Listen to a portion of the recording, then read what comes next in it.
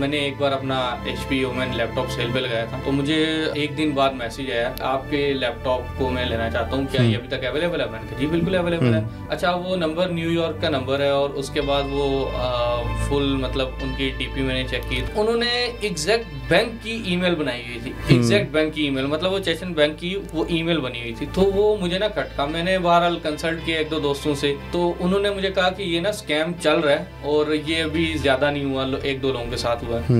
बहरहाल मैंने OLX को रिपोर्ट किया, OLX ने बड़े अच्छे तरीके से उस वक्त मुझसे डील किया। उन्होंने मुझे कॉल करके उन्होंने पूछा भाई आपने ही रिपोर्ट किया? मैंने कहा जी। उन्होंने कहा आपने क्यों रिपोर्ट किया? डिटेल भेजी, उन्होंने प्रूफ लिए और प्रूफ लेने के बाद वो अकाउंट ब्लॉक हो गया। मेरा एक दोस्त उसका इजी पैसा में उसने अपनी सारी पे रखवाई, वो बेचारे को कॉल आई है, एक बंदा रो रहा है, वो बंदा रोते हुए कह रहा है कि मैं देहाती बंदा हूँ और जनाब मैंने ना गलती से आपके अकाउंट में 10,000 ट्रांसफर। बड़ा पॉपुलर स्कैम है ये वाला, ये पब्लिक बहुत बड़ा इमोशनली आपको वो ट्रिगर करने की कोशिश करते हैं, इमोशनल डैमेज होता है ये। वो सीन हुआ। तो उसने उसे कहा कि भाई मैं ना आपको एक कोड भेज दूँ, 30 मिनट के अंदर ना भेजेंगे पैसे, आप वापस भेज सकते हो। उसने वो कोड बता दिया उन्हें। अब जैसे उसने वो OTP उन्हें बताया, उसके अकाउंट से 50,000 का 50,000 कुछ। अस्सलाम वालेकुम एवरीवन, आज हम एक बड़े इंटरेस्टिंग टॉपिक को लेके आपके सामने हाज़िर हुए हैं और ये वो कहानी है जिससे सिर्फ हम ही नहीं बल्कि मैं समझता हूँ कि आप और पाकिस्तान का हर शख्स उससे रिलेट कर सकता है। ये वो कहानी है जो सबा लोड वाली से स्टार्ट होती है और आज OLX पे उस कर्नल पे एंड होती है, जो कर्नल आज तक हमारे अपने भांजे को गिफ्ट देने के लिए चचा जो हैं वो बड़े तगोदो कर रहे होते हैं। और इस दरमियान में वो सारे बिजनेसेस मौजूद हैं, वो सारे स्कैमर्स मौजूद हैं कि जो हमें Benazir income support ARY gold से लेके हमें हम ऑर्डर कुछ करते हैं, आता कुछ है, इवन कि वो फूड का काम हो, वो कंज्यूमर का कोई बिज़नेस हो, वट एवर इट इज़। तो स्कैम्स पाकिस्तान में इस टाइम हाइप पे हैं और इन स्कैम्स को आइडेंटिफाई कैसे किया जा सकता है? जितना आज हम मोबाइल फ़ोन यूज़ करते हैं, जितना हम कंप्यूटर और ई-कॉमर्स और ऑनलाइन शॉपिंग करते हैं, कैसे स्कैमर्स को आइडेंटिफाई किया जा सकता है? वो कौन सी एग्जांपल्स हैं जो कि हमारे स्कैमर्स की आज तक हमारे यहाँ मौजूद हैं, जिनको हम एज अ केस स्टडी ले सकते हैं? और रियल बिजनेसेस को कैसे आइडेंटिफाई किया जा सकता है? इसलिए हमारे साथ उमर साहब मौजूद हैं। उमर साहब अपना एक ऑनलाइन ई-कॉमर्स स्टोर भी चला रहे हैं और मुख्तलिफ क्लाइंट्स को ये सर्विसेज मुख्तलिफ बिजनेसेस के साथ ये इंटरेक्ट भी करते हैं। और क्योंकि ये खुद ई-कॉमर्स का इनका एक्सपीरियंस रहा है और अभी भी ये काम कर रहे हैं, तो हमारी बड़ी फ्रूटफुल डिस्कशन होने वाली है। तो उमर साहब, इस पूरी कहानी पे आप क्या कहते हैं कि ये सबा से लेके कर्नल साहब तक ये क्या सारा माजरा है? अस्सलाम वालेकुम जी। अच्छा, जैसे कि आपने सबसे पहली एग्जांपल ही चाचा जी वाली, कर्नल साहब वाली दी है, तो मैं उसी से स्टार्ट करूंगा कि ये बेसिकली OLX जो है इस पे कोई इस तरह के स्कैम्स पहले नहीं थे। आज से 2-4 साल पहले देखें तो इस तरह से OLX पे स्कैम नहीं थे। लोगों का एतमाद अंधा था, लोग जाते थे और चीज़ परचेज़ कर लेते थे। मतलब अक्सर तो हमारे कुछ दोस्त या मैं ख़ुद भी अगर किसी के पास गया हूँ तो इवन के ID कार्ड की कॉपी भी नहीं लेते थे, जो कि लेनी चाहिए, गलती थी बिल्कुल। लेकिन फिर आहिस्ता आहिस्ता जब ये जैसे ही कोविड आया, कोविड के बाद से स्कैम स्टार्ट हुए और जैसा कि आपको पता है अमेज़ॉन के ऊपर भी हमारा एक नाम है माशाल्लाह से कि हम स्कैमर्स हैं पाकिस्तानी। तो इसी तरह OLX के ऊपर भी हमने कोई कसर ना छोड़ी। तो ये जो चाचा जी वाली कहानी है, ये कुछ ऐसे है कि मैंने एक बार अपना HP ओमेन लैपटॉप सेल पे लगाया था, तो मुझे एक दिन बाद मैसेज आया। उसकी वैल्यू क्या है उस लैपटॉप की? 175,000 उस टाइम 175,000 थी। तो मतलब मुझे एक दिन बाद फौरी मैसेज आया एक शख्स का अमेरिका नंबर से। ये भी आपके पास स्क्रीन के ऊपर ये सारी वीडियो भी चल रही होगी कि और मुझे मैसेज आया। उसने मुझे कहा कि आपके लैपटॉप को मैं लेना चाहता हूँ, क्या ये अभी तक अवेलेबल है? मैंने कहा जी बिल्कुल अवेलेबल है, मैं तो सेल करना है। तो मुझे कहता है कि मैंने अपने जो है ना भतीजे को फैसलाबाद में गिफ्ट भिजवाना है, तो वो अगर आप मुझे अपना बैंक डिटेल्स दे दें और इसकी ज़रा कंडीशन के लिए मुझे तसल्ली के लिए तस्वीरें भेज दें, तो मुझे ज़रा ना आइडिया हो जाएगा कैसी चीज़ है। मैंने कहा ठीक है। अच्छा, वो नंबर न्यूयॉर्क का नंबर है और उसके बाद वो फुल मतलब उनकी DP मैंने चेक की, तो और ये मुश्किल नहीं है न्यूयॉर्क का नंबर बनाना? हाँ बिल्कुल, वो मुश्किल नहीं है ये। उस वक्त तो बिल्कुल, अभी तो फिर कुछ हमें मंथली कुछ ना कुछ देना पड़ता है। उस वक्त तो फ्री में बन जाते थे। तो वो नंबर से मुझे मैसेज कर रहा है और वो मैंने DP उनकी चेक की, तो बुजुर्ग शख्सियत मुझे ऐसा लगा, मुझे लगा वाकई कोई होगा, चाचा। आज तो AI के टूल्स आ गए हैं कि आप किसी भी बुजुर्ग की तस्वीर, एशियन की, अमेरिकन की, एक ऐसी तस्वीर जनरेट कर सकते हैं जो दुनिया में मौजूद ही नहीं है बंदा। लेकिन जो हमारे स्कैमर्स हैं ना, वो इतनी मेहनत भी नहीं करते, वो इंस्टाग्राम से उठा लेते हैं, पिंटरेस्ट से उठा लेते हैं। मुख्तसर बात ये कि उन्होंने मुझे कहा अपनी बैंक डिटेल्स भेजें, मैंने डिटेल्स भेजी, तो वो पता नहीं मुझे चेचनिया के किसी अकाउंट बैंक की ना, उन्होंने मुझे स्लिप उठा के भेजी कि देखो बेटा मैंने आपके अकाउंट में पूरे पैसे भेज दिए, अब मेरे बेटे को, भतीजे को वो फैसलाबाद में भेज दो। जब मैंने देखा मैंने कहा यार चेचनिया का अकाउंट है और पेमेंट भी उसने भेज दी है, मुझे बात हजम नहीं हो रही थी कि उसने बिना कोई बात किए, मतलब हम पाकिस्तानी हैं, हमें जब तक कोई हमारे साथ वो ना करे, बहस ना करे कि हाँ। यार नहीं ये 2-4 हज़ार कम कर दो, ये जो तुमने ऊपर वाला 5,000 लगाया ना, ये कम करके 170 का दे दो। अच्छा, वो जो ईमेल भी फॉरवर्ड करते हैं ना, उसकी फॉर्मेटिंग से पता चल जाता है कि ये फेक है, फॉन्ट तक सेट नहीं करते वो। और उन्होंने एग्जैक्ट बैंक की ईमेल बनाई हुई थी, एग्जैक्ट बैंक की ईमेल, मतलब वो चेचन बैंक की वो ईमेल बनी हुई थी। तो वो मुझे ना खटका, मैंने बहरहाल कंसल्ट किया 1-2 दोस्तों से, मैंने आपसे भी उस वक्त कंसल्ट किया था, तो उन्होंने मुझे कहा कि ये ना स्कैम चल रहा है और ये अभी ज़्यादा नहीं हुआ, 1-2 लोगों के साथ हुआ है। बहरहाल मैंने OLX को रिपोर्ट किया, OLX ने बड़े अच्छे तरीके से उस वक्त मुझसे डील किया। उन्होंने मुझे कॉल करके उन्होंने पूछा भाई आपने ही रिपोर्ट किया? मैंने कहा जी। उन्होंने कहा आपने क्यों रिपोर्ट किया? डिटेल भेजी, उन्होंने प्रूफ लिए और प्रूफ लेने के बाद वो अकाउंट ब्लॉक हो गया। ये तो थी 2018-19 की कहानी। तो उसके बाद फिर मैंने देखना शुरू किया कि ईजी पैसा के थ्रू बहुत सारे लोगों के पैसे निकाले जाने शुरू हुए और इवन के मेरा एक दोस्त उसके ईजी पैसा में उसने अपनी सारी पे रखवाई, उसका बैंक अकाउंट अभी नहीं बना था, पहली जॉब की सैलरी आई उसको 50,000 कोविड में, जब लोगों के पास खाने पीने को कुछ नहीं था। तो वो बेचारे को कॉल आई है, एक बंदा रो रहा है, वो बंदा रोते हुए कह रहा है कि मैं देहाती बंदा हूँ और जनाब मैंने ना गलती से आपके अकाउंट में 10,000 ट्रांसफर कर दिया। बड़ा पॉपुलर स्कैम है ये वाला, ये पब्लिक बहुत बड़ा इमोशनली आपको वो ट्रिगर करने की कोशिश करते हैं, इमोशनल डैमेज होता है ये। वो सीन हुआ। तो उसे कॉल करके कहता है कि बेटा मैंने आपके अकाउंट में इस तरह ट्रांसफर कर दिया, तो मुझे नहीं पता मैं वैसे कैसे वापस निकालूंगा, तो ये दुकानदार से बात करो, आपको नहीं यह तरीका बता देगा। अच्छा, जो दुकानदार जब आता है ना, तो वो बड़ी ही भारी वजन आवाज के अंदर होता है, लगता है कि ये वाकई दुकानदार है। बिल्कुल ऐसे ही है। तो उसने उसे कहा कि भाई मैं ना आपको एक कोड भेज दूँ, 30 मिनट के अंदर ना भेजे गए पैसे आप वापस भेज सकते हो। अच्छा, वो ना एक UAN नंबर, जो मतलब नंबर होते हैं सर्विसेज नंबर, उनके थ्रू ना उन्होंने मैसेज भेजा था कि आपके अकाउंट में 10,000 आ गया है, लेकिन वो ईजी पैसा ऐप में उसने भी नहीं चेक किया क्योंकि SMS आ गया, उसे लगा पैसे आ गए। तो उसने वो कोड बता दिया उन्हें। अब जैसे उसने वो OTP उन्हें बताया, उसके अकाउंट से 50,000 का 50,000 उसी वक्त खत्म। ये बेसिकली SMS स्पूफिंग होती है। बिल्कुल ठीक है, हम अक्सर रिलाय करते हैं कि जो बैंक का नंबर है उससे जो मैसेज आएगा, मैं उसी को हम क्रेडिट और बैलेंस चेक करने के लिए यूज़ कर रहे होते हैं। बिल्कुल ऐसे ही। तो OTP की बेसिकली कहानी ये होती है कि वो आपके अकाउंट को एक्सेस करने की कोशिश करते हैं, नंबर आपका लिखते हैं, फॉरगॉट पासवर्ड या व्हाटएवर कुछ करते हैं, कर लेते हैं, और फिशिंग करके आपको आता है। ये बेसिकली वो वाला सारा सीन है। ये सारे फिशिंग स्कैम्स हैं। अच्छा, ये तो इजी पैसा और OLX की एक कहानी है। रिसेंटली मैं मतलब रिसर्च कर रहा था इसके ऊपर कि अभी तक हमारे OLX पे किस किस तरह के स्कैम्स हो रहे हैं। तो ये स्कैम जो मैंने बताया ये एक तरह का है। अब आप अगर आजकल देखेंगे तो OLX पे, फेसबुक मार्केट प्लेस पे अगर आप लैपटॉप परचेज़ करते हैं OLX या इधर से, तो आपको एक Core i7 7th Gen या Core i9 7th Gen latest machine HP की बॉक्स वगैरह ओपन होगा, साथ सारा उसका सामान एसेसरीज पड़ी होंगी और वो आपको मिलेगा। और वो मशीन जो मार्केट में इस वक्त कमो बेश 150 से ऊपर की है, विदाउट ग्राफिक कार्ड है ना, तो 150 या 200 तक अब शायद जा चुकी है। वो आपको 70,000 में पिन पैक आपको मिल रही है। फीचर्स की अट्रैक्शन भी दिखा दी और प्राइस पॉइंट भी, और वो ऐसी लश तस्वीरें, मैं कहता हूँ HP वालों ने शायद इस तरह की अपनी प्रोडक्ट फोटोग्राफी ना की हो तो वो इस तरह की लश तस्वीरें उन्होंने लगाई होंगी, आपको वो नज़र आएंगी। आप जैसे कांटेक्ट करेंगे, आपको किसी बड़े सिटी का उन्होंने एड्रेस दिया होगा, लोकेशन दी होगी, जैसे ही आप कांटेक्ट करेंगे पहली बात उनका नंबर सिम पे बंद होगा। ये पहला इंडिकेटर होता है, पहला इंडिकेटर होता है, जरूरी नहीं है बट इंडिकेटर होता है।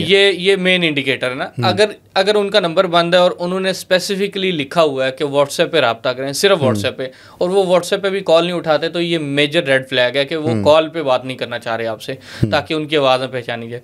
फिर दूसरी चीज़ ये होगी, तीसरा अब ये स्टेप आ जाता है कि वो आपको जब लोकेशन उन्होंने लाहौर की मिसाल के तौर पर इधर गुलशन रावी की डाली है, मॉडल टाउन की डाली है, आप उनको कहो मैं मॉडल टाउन आ गया हूँ या मैं मॉडल टाउन का ही रिहायशी हूँ और मैं यहाँ पे आ रहा हूँ और आप कहाँ पर हैं, तो वो आपको सादकाबाद, रहीम यार खान के किसी पुराने और पता नहीं कौन से एरिया में बुलाएंगे जहाँ पे आपको पता नहीं है कि वहाँ का एड्रेस वाकई है भी या नहीं है।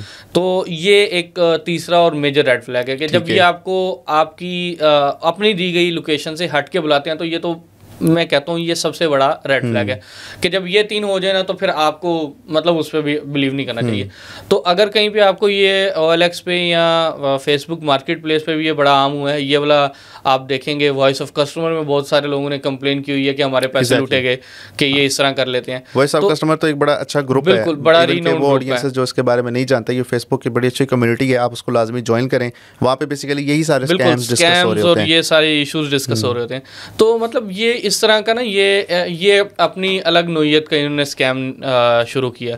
अच्छा, अब भी कुछ मजीद केसेस सामने हैं। OLX के वैसे तो बेतहाशा है, उनमें जो 2 बड़े मेजर केसेस सामने हैं ना, ये तो है कि चलो आपको बुलाया, पैसा लूट लिया ना, मतलब आपको बुलाया, आपको चीज़ जो ना 2 नंबर दे दिया, आपसे पैसे मंगवा लिए, कुछ भी दे दिया। अब भी डब मार्केट है चकवाल की, वहाँ पे 2 दुकानदार हैं, ठीक है, दोनों की स्टोरी है और ये कोई ज़्यादा पुरानी नहीं है, साल पहले की है, 8-9 माह पहले की है। अच्छा, उनमें से एक, दोनों की मोबाइल शॉप्स हैं, अपना मोबाइल शॉप ओनर है। एक को हुआवे का ऐड नज़र आया और उसने जो है ना वो अपना मोबाइल के लिए कॉल की, वही सेम पहला रेड फ्लैग, मोबाइल नंबर जो है ना सिम ऑफ, उन्होंने कहा व्हाट्सएप ऑनली। अच्छा, व्हाट्सएप पे कॉल करें, वो कहता वो कॉल नहीं उठा रहे थे। अच्छा, फिर उन्होंने कहा मैसेज करके ना मुझे तस्वीरें भेजो, उसने तस्वीरें भेज दी और लश तस्वीरें बॉक्स के साथ, सारी एसेसरीज कंप्लीट व्हाट्सएवर। तो वो फिर उसने कहा कि अपना ID कार्ड भेजो ना, उसने ID कार्ड के साथ एक अपना दुकान का एक वो जो कार्ड होता है विजिटिंग कार्ड, वो भी भेज दिया कि देखो भाई हम असली हैं, हम वाकई ही सेल परचेज का काम करते हैं। और ID कार्ड को फेक करना, निकालना किसी दूसरे शख्स का ID कार्ड इशू नहीं है।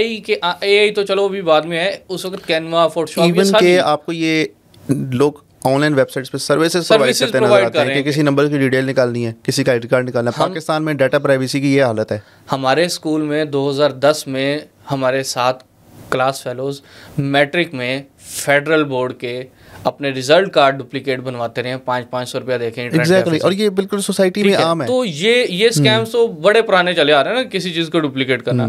तो ये चीज़ ना, मतलब वो कहता है कि उसने मुझे अपनी ID कार्ड की भी कॉपी भेज दी, अपना इवन के शॉप का विजिटिंग कार्ड भी भेज दिया, और मुझे बिलीव हो गया कि मतलब ये ओके है, कोई मतलब इस तरह का नहीं है सीन, और वो भी चकवाल का ही था।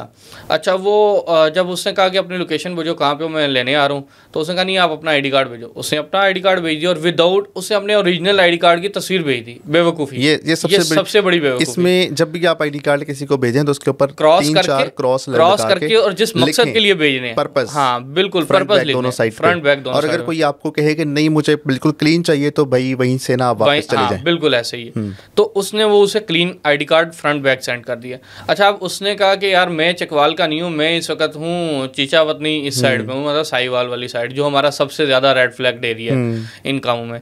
और दुकानदार ने कहा ठीक है, मुझे बताओ कैसे ऑफेंड एनीबॉडी। हाँ बिल्कुल, मतलब दिस इज अ फैक्ट, ये फैक्ट है। इवन Amazon की हमने बात की कि चीचावतनी, Amazon ने चीचावतनी मियां चन्नू को रेड फ्लैग किया हुआ है इन कामों की वजह से। तो इस बात पे उसने कहा कि यार अब मुझे TCS भेज दो। उसने कहा ठीक है हम TCS भेज देंगे, लेकिन हमें आपको टोकन जो है ना, आपको हमें टोकन देना होगा ताकि हम जो है ना मतलब TCS करवा सकें। जब हम आपको TCS की तस्वीर भेज देंगे, उसकी रसीद वगैरह की, आप जो है ना फिर हमें वो पैसे भेज देना। और बेसिकली ये टोकन ही उनको चाहिए होता है। नहीं, ये गलतफहमी है। अभी मैं बताता हूँ, अभी स्टोरी से भी आगे, अभी स्टोरी तो बहुत आगे है। तो टोकन क्या वर्थ क्या होती है वैसे? टोकन 3000 उसने मांगा ना। अच्छा, मतलब 30,000 का एक मोबाइल। कुछ स्कैमर्स तो 3000 पे इत्तेफाक करते हैं कि भाई बस, वो छोटे लेवल, छोटे लेवल। लीजिए अब हम बड़े लेवल के स्कैमर्स को जानने की कोशिश करते हैं। हम इनके गुरु की बात कर रहे हैं, ठीक है जी। तो उसने 3000 एज ए टोकन लिया। अब टोकन आ गया उसके पास, उसने फेक तस्वीरें भेजी TCS के ऑफिस में पैकिंग की। अब वो लड़के TCS की वर्दियां पहने पैकिंग कर रहे हैं, और वो 2 मोबाइल उसमें मंगवाए थे, 30,000 वर्थ के 2 मोबाइल। अब वो मोबाइल जब आ रहे हैं तो उसने तस्वीरें आ गई उसके पास, उसने फेक स्लिप भी भेज दिया कि देखो आपकी स्लिप भी आ गई है, ट्रैकिंग नंबर ब्लर करके, कि मैं ट्रैकिंग नंबर जब ये इधर आ जाएगा ना फिर मैं भेजूंगा आपको। अच्छा, जब वो स्लिप भेजी ना, उसने कहा आप मुझे ना इसकी हाफ पेमेंट भेज दो। उसने एक मोबाइल के पैसे दे दिए, मतलब 33,000 उसने पे कर दिया। ठीक है, दुकानदार ये कर रहा है 30,000 प्लस 3000 या 33,000 प्लस 3,000 जो पहले टोकन था? 30,000 प्लस 3,000 टोकन, मतलब टोटल 33,000। अब 33,000 उसने पे करने के बाद उसने कहा ठीक है, बिलीव हो गया उसके, यार अब तो आ रही है। अब वो उसने एक दिन इंतजार किया, अगले दिन उसे कॉल आई 1-2 दिन बाद कि आपका पार्सल चकवाल आ गया है, तो हमारा लड़का वहीं पे है, हम आपको ट्रैकिंग नंबर तब देंगे या कॉन्टैक्ट नंबर उसका तब देंगे जब आप हमें रिमेनिंग अमाउंट दे। मतलब हाफ 33 से ऊपर की जो रहती थी वो भी वैल्यू ले रहा है। ठीक है। अच्छा, वो दुकानदार कहता है यार मैं थोड़ा सा पागल हो गया। मैंने कहा यार मतलब तुम्हारा दिमाग खराब है, हमारी बात हुई थी कि जब हाफ पेमेंट आ जाएगी उसके बाद तुम मोबाइल मुझे डिलीवर कर दोगे, डिलीवरी के ऊपर जो है ना मैं आपको कैश ऑन डिलीवरी बाकी रिमेनिंग अमाउंट दे दूंगा 27,000। उसने कहा नहीं, आपको चाहिए तो ऐसे ही मिलेगा, इसके अलावा नहीं मिलेगा, वो लड़का कोई और है, हमने उसके ऊपर एतमाद नहीं करना, आप हमें पैसे भेज दो। अच्छा, वो कहता कि यार अब मैं 33,000 तो दे चुका हूँ, तो मुझे ये था कि कहीं पे ये भी ना डूब जाए मेरे, तो मुझे 27,000 भी देने पड़े। अच्छा, वो 27,000 उसने दिया, और जैसे ही वो 27,000 दिया, ना वो नंबर उसको दोबारा मिला, ना ही किसी का रब्ता हुआ। वो TCS गए हैं, उन्होंने कहा ये, तो वो TCS वालों ने उनको ये तस्वीरें निकाल के दिखाई, ये तो गूगल पे पड़ी हुई हैं। यहाँ पे ना एक इफेक्ट होता है, सिंकिंग इफेक्ट। बिल्कुल, सिंकिंग इफेक्ट ये होता है कि आप कहते हो कि यार 1 घंटा इंतजार, आप किसी लाइन में बैठे, हॉस्पिटल गए वो लाइन में बैठ के 1 घंटा इंतजार किया, आप कहते हो यार 1 घंटे से मैं बैठा हूँ, उठ के चला ही जाता हूँ, फिर आपके माइंड में आएगा यार मैं 1 घंटे से बैठा हूँ, हो सकता है 10 मिनट बाद बारी आ जाए। बिल्कुल ऐसी है। दूसरा घंटा, तीसरा घंटा, आप ये सिंकिंग, अब वो ये हुआ कि मैंने इतने पैसे दे दिए, अभी आ रहा है, अभी आ रहा है, अभी आ रहा है। अब यहाँ पे 3-4 चीज़ें मैं हाईलाइट करना चाहूँगा। एक तो डॉक्यूमेंट फोर्जरी इन्होंने की, ठीक है, फेक रिसीप्ट्स और फेक सब कुछ दिया, तो डॉक्यूमेंट फोर्जरी एक सबसे पहली उनके ऊपर एलिगेशन, एक चीज़ है, क्राइम है उनका।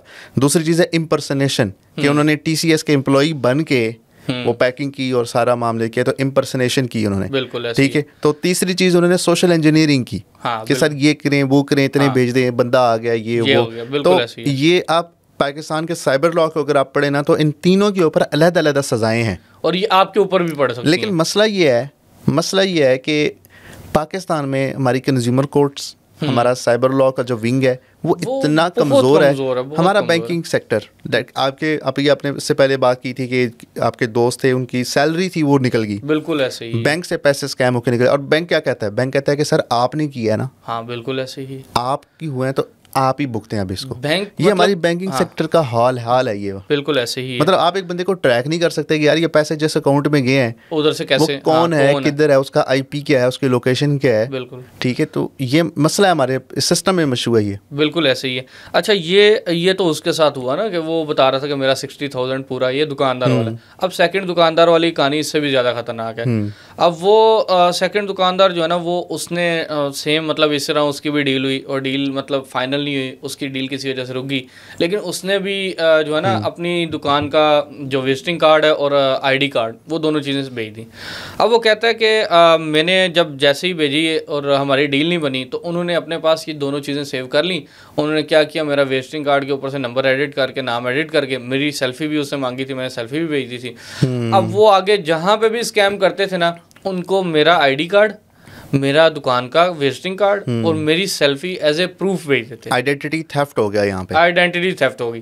ठीक है। अब वो हर कहता मुझे बमुश्किल 3 हफ्ते गुजरे होंगे कि पहला बंदा आया दुकान पे और वो आके तो मेरे पे चढ़ाई कर दी उसने। एड्रेस तो वही है, नंबर भी वही है, वो तो हाथापाई शुरू कर दी। बिल्कुल, नंबर चेंज थे। तो वो कहता है मेरे साथ उसने हाथापाई शुरू कर दी। अब वो दोनों दुकानदार मतलब एक ही प्लाजे में काम कर रहे हैं, डब मार्केट में काम करते हैं। तो कहते हैं कि हमें अक्सर ग्राहकों को, जो लोग आते हैं इस तरह जिनके साथ स्कैम हो गया होता है, उनको रोकना बड़ा मुश्किल हो जाता है, समझाना बड़ा मुश्किल हो जाता है कि हम खुद लुटे हुए हैं, हम तुम्हें क्या सुनाएं। ऐसे ही है। तो ये बड़ी अनफॉर्चुनेट सी एक बात है, और इसमें सर ये हमारा बिजनेस कम्युनिटी, दुकानदार ही नहीं बल्कि कंज्यूमर भी बहुत ज़्यादा शिकार होता है। आपने अमेज़ॉन की बात की थी, मैं आप लोगों को बताऊं कि 2017 तक पाकिस्तान में अमेज़ॉन चलता था। नहीं तो अभी रिसेंटली दोबारा अमेज़ॉन रीइंस्टेट हुआ है। 2017 में चलता था, और हमारी हरकतें क्या होती थी कि हम सिर्फ वजन पूरा करने के लिए ना उस डब्बे का, उसके अंदर ईंटें रख के बेचते थे बाहर। सर ये तो अभी भी हो रहा है, अभी भी दराज पे यही होता है। ऐसे ही है। इवन कि आप एक अच्छी एक्सपेंसिव चीज़ मंगवाते हैं और नज़र आपको क्या आती है। मुझे मेरे भाई ने 2019 में गिफ्ट देने के लिए एक बैंड भेजा था, वॉच बैंड स्मार्ट। 2019 में जब मेरी शादी होने लगी थी, तो जब मेरे पास वो मुझे रिसीव हुआ, तो वो चाइना की 150 रुपये वाली घड़ी थी जो पठान बेचते हैं। अब वो उससे 7-8 हज़ार भरा था, करके कम की जा सकती थी कसम से ठीक है, मतलब वो 7-8 हज़ार रुपये 2019 में उसने भरा था, तो वो 150 रुपये वाली चाइना की घड़ी निकली। तो ये दराज का स्कैम था और मैंने रिपोर्ट किया तो उन्होंने आगे से कोई रिस्पॉन्ड नहीं किया। यही तो मसला है हमारे यहाँ, तो ये बहुत बड़ा इशू है। हमने वो कर्नल साहब की स्टोरी डिस्कस की थी, कर्नल साहब आज भी लगे हुए हैं सर। कर्नल साहब वो इतने बेशरम लोग हैं जो भी हैं इसके पीछे, कि मतलब थोड़ी सी सेंस होती है। तुम स्कैम कर रहे हो, मतलब है तो इलीगल, लेकिन सेंस इस के जिस तरह कहते हैं मुहावरा है, नकल के लिए ना अकल की जरूरत होती है, कि तुम कम से कम डीपी बदल लो, तुम कम से कम नंबर बदल लो। और इसमें मैं समझता हूँ कि सबसे ज़्यादा जो परफॉर्मेंस के ऊपर जो सवाल उठाया जा सकता है ना, जो नाअहली है, वो हमारे गवर्नमेंट के इंस्टीट्यूशंस की है। गवर्नमेंट की तो सर मैं सबसे ज़्यादा नाअहली के, अगर आप लॉ इन्फोर्समेंट नहीं करवा सकते, इन्फोर्स नहीं कर सकते लॉ, तो भाई आप क्या कर रहे हैं? सर गवर्नमेंट की आपने बात की है, तो गवर्नमेंट की तो वैसे मतलब जिम्मेदारी तो बनती है, लेकिन मैं इसलिए कहूँगा कि गवर्नमेंट की बात हम ना ही करें तो ज़्यादा बेहतर है। उसके लिए है कि अभी रिसेंट एक बहुत बड़ा स्कैम हुआ है कि ये वो इस वक्त दौर चल रहा है कि इन्फ्लेशन 40-45% बढ़ चुकी है, और लोगों के पास खाने के बाद मिडिल क्लास फैमिली जो है ना, वो इस वक्त सर मैं समझता हूँ मिडिल क्लास फैमिली भी ना इस टाइम टिम हॉर्टन्स जाती है। नहीं, मेरा तो ये मानना है कि जो लोअर क्लास है ना वो सफ़र कर रही है। हाँ, मिडिल क्लास सर आज भी रमज़ान बड़ा अच्छा गुजार रही है, टिम हॉर्टन्स जा रही है। आप शायद अपर मिडिल क्लास की बात कर रहे होंगे, माइट भी, बट मेरी जो परसेप्शन है उसमें पाकिस्तान के हालात बहुत अच्छे जा रहे हैं। ये परसेप्शन है ना। अगर आप निकलेंगे फील्ड में या फिर लोगों को मिलेंगे, अपने ही सफ़ेदपोश लोगों को, घरानों को देखेंगे, हाँ, तो सफ़ेदपोश एक डिफरेंट कम्युनिटी है, बिल्कुल वही जो आपके रिश्तेदार हैं, आप उनको देखेंगे तो आपको आइडिया हो जाएगा कि सब ऐसे नहीं गुजार रहे, सारे ऐसे नहीं है, बट मेजोरिटी की अगर बात की जाए ना सर, तो आज भी ऑनलाइन शॉपिंग चल रही है। ज़रूरत के तहत तो लोग पैसा बड़ी जगहों पे खर्च रहे हैं, बजाय के अपने ही रिश्तेदारों को जो मतलब सफ़र कर रहे हैं उन्हें दें। लेकिन मैं जो चीज़ आपको गवर्नमेंट की बताना चाह रहा हूँ वो ये है कि रिसेंटली वो 15 million I think exact amount यही है, 15 अरब रुपए का ना स्कैम हुआ है। IDA के नाम से एक ऑनलाइन कंपनी थी। ये इसी तरह थी कि जिस तरह आज से 2-3 साल पहले मेरे भाई पिंडी में यूनिवर्सिटी पढ़ते थे, तो वो बताया करते थे कि उनके दोस्तों ने एक कंपनी शुरू की है। वो कंपनी क्या है कि आप एड्स देखो, आपके अकाउंट में क्रेडिट आता जाएगा। तो आपको दिन के 10 एड्स देखने हैं, आपको 100 मिल जाएगा, 500 मिल जाएगा। इस तरह आपको मंथली कोई 10,000 इन्वेस्ट करके 10,000 का वो अकाउंट मिलता था, आपको 20,000 मिल जाता था। और अगर 20,000 वाला अकाउंट लेंगे तो वो 40,000 मिल जाता था। इस तरह जो उनका गोल्डन अकाउंट होता प्रीमियम, वो उसमें 50,000 या लाख तक होते थे। बिल्कुल। तो वो IDA भी जो है ना वो कुछ इसी तरह की थी स्कैम कंपनी, और वो भी ऐसे ही करते थे कि जब उनकी 2-3 लेयर्स पूरी होती थी, उनको पेमेंट रिसीव होती थी, बल्कि वो जो ब्रेक इवन क्रॉस करके प्रॉफिट अच्छा निकाल लेते थे तो वो भी बंद करके गायब हो जाते, दुबई निकल जाते थे। इसमें ये होता था वो पैकेज खरीदना पड़ता था, फिर उसको बिल्कुल, ये वही सीन है, पिरामिड से मिलता जुलता एक सीन है, बिल्कुल ऐसे ही है। तो अभी IDA ने भी यही किया कि लोगों को लालच दिया कि आप हमारा अकाउंट खरीदें, आप ये करें वो करें, हम जो है ना आपको डॉलर्स में पे करेंगे ना। ये वो लोग हैं जो कहते हैं कि घर बैठे महाना इतने कमाएं और इनबॉक्स करें। बिल्कुल, अगर आप भी इन्वेस्टमेंट के बगैर जो है ना अर्निंग करना चाहते हैं, जब कहीं भी आप फेसबुक पे, इंस्टा पे, अखबार में ये मैसेज देखे ना, तो वहीं पे पतली गली से निकल जाएं। बिल्कुल ऐसे ही है, बिल्कुल। तो वो अब उस कंपनी ने, IDA ने मतलब इतना लोगों के साथ स्कैम किया और वो निकल गई। और जिस दिन वो ये स्कैम मंजरे आम पे है, गवर्नमेंट के मैसेज उस दिन आ रहे हैं, OctaFX, FX, TradeFX, ये सारे इलीगल हैं, तो इनमें इन्वेस्टमेंट करके उससे पहले सारी मार्केटिंग चल रही है। इवन के हमारे जो प्रीमियर लीग होती है क्रिकेट की, PSL जो होती है, PSL के अंदर एड चल रहे होते हैं। 1xBet जो इंडियन बैटिंग कंपनी है, वो उसके एड्स मतलब आप स्पॉन्सर्ड है। और कल को आप जब स्कैम होगा तो आप कहेंगे कि नहीं ये इलीगल है। बिल्कुल ऐसे कमाल बात है भाई। तो ये चीज़ें हैं कि मतलब हमें कुछ पैरामीटर्स हम पहले ही सेट करने पड़ते हैं इसमें। लेकिन मैं समझता हूँ कि एक तरफ वो है गवर्नमेंट की रिस्पॉन्सिबिलिटी, हम जो मर्जी कर लेना, गवर्नमेंट ने करनी अपनी मनमानी है। हम अपने लेवल पे अवेयरनेस की बात करें तो मेरा ख्याल है लोगों को अवेयरनेस देनी चाहिए इस तरह के स्कैम से बचने के लिए। होता कैसे, हमारी इस वीडियो का, इस पॉडकास्ट का मकसद भी यही है कि हम आप लोगों को अवेयरनेस दें, ठीक है, एजुकेट करें कि ये स्कैम्स होते कैसे हैं और इनको अवॉइड कैसे किया जा सकता है।